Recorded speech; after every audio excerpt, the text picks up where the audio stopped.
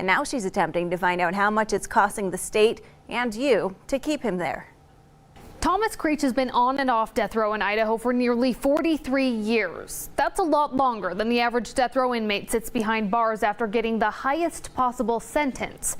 Our big question is, why has an inmate been sitting on death row that long, and who is in charge of keeping that tab?